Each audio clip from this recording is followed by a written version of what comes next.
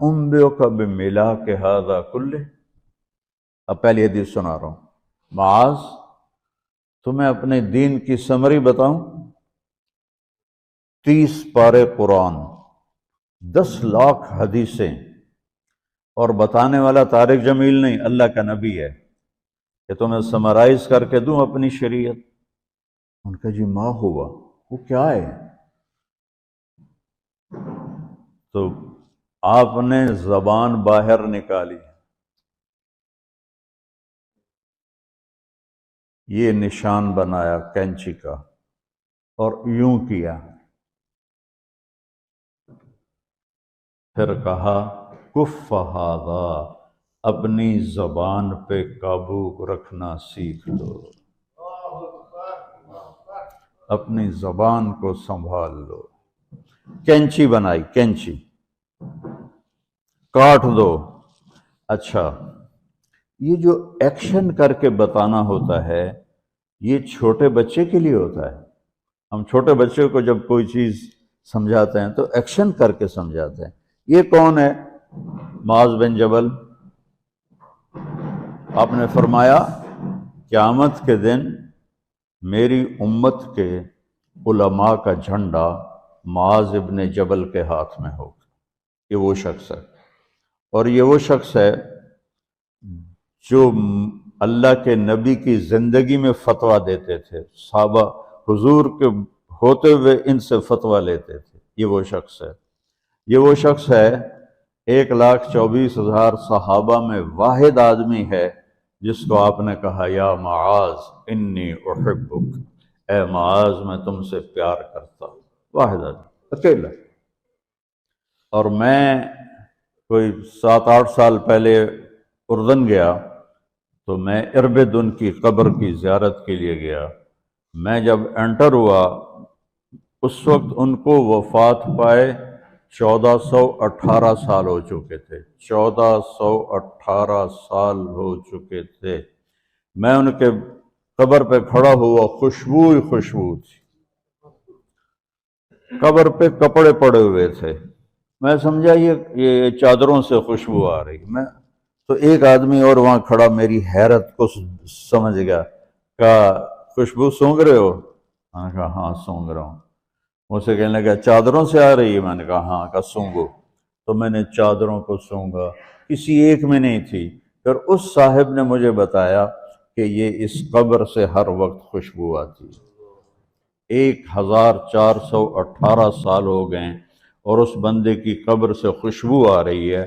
اس کو ایسے سمجھایا جیسے معصوم بچے کو۔ ایسا کیوں کیا؟ کہ یہ مشکل ترین کام ہے۔ آپ کے یہ موٹر ویز پر کتنے بڑے بڑے ٹرالے چل رہے ہوتے ہیں، ان کو بریک لگانا آسان ہے۔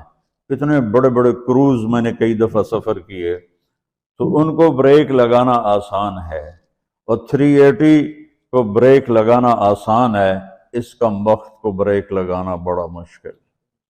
اللہ نے اس پر 32 تالے لگائے، 32 دانت، کہ اس کے اندر رکھ، اس کو اندر، اوپر مین گیٹ لگایا، اسے بند کر کے رکھ، اور فرمایا من کان یؤمن باللہ والیوم الآخر فلیقل خیرا او لیسکت، جو آخرت پر اور اللہ پر ایمان رکھتا ہے وہ اچھی بات کرے،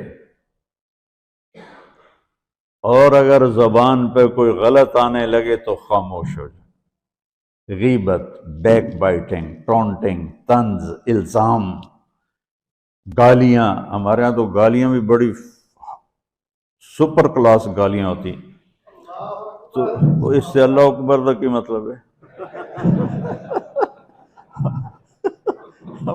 ہمارے ہاں تو گالیاں بھی ایسی نکالتے ہیں کہ شیطان بھی کانپ اٹھتا ہے۔ تو اس کو روک لو۔ یہ ایک حدیث آپ کے لیے پورے، اور آپ نے کیا کہا؟ یہ میرا پورا دین کی خلاصہ ہے، سمری ہے پورے دین کی، زبان کی حفاظت۔ آپ نے ابو ذر سے کہا ابو ذر تمہیں 2 باتیں بتاتا ہوں، قیامت کے دن پوری قیامت کے انسان ایسا عمل ان کے پاس نہیں ہوگا جو میں تمہیں دو باتیں بتانے لگا ہوں، اور ان کا اتنا بڑا وزن ہے کہ کسی بڑے سے بڑی نیکی کا وزن بھی اس کے برابر نہیں ہوگا۔ تو ابو ذر نے پوچھا جی کیا ہے؟ فرمایا ایک اچھے اخلاق اور ایک زبان کی حفاظت۔ ابو ذر مہینہ مہینہ کسی سے بات نہیں کرتے تھے، پورا مہینہ گزر جاتا تھا کسی سے بات نہیں کرتے تھے کہ زبان سے کوئی غلط بول نہ نکلے۔ یہاں گھروں میں لڑائیاں کیوں ہیں؟ زبان کا بول ہے۔ یہاں بچوں کی طلاقیں کیوں ہو رہی ہیں؟ زبان کا غلط بول ہے۔ ماں باپ کیوں ہرٹ ہو رہے ہیں؟ اولاد کی بدتمیزی اور زبان کا بول ہے۔ زبان کا بول سینہ کاٹ کے رکھ دیتا ہے۔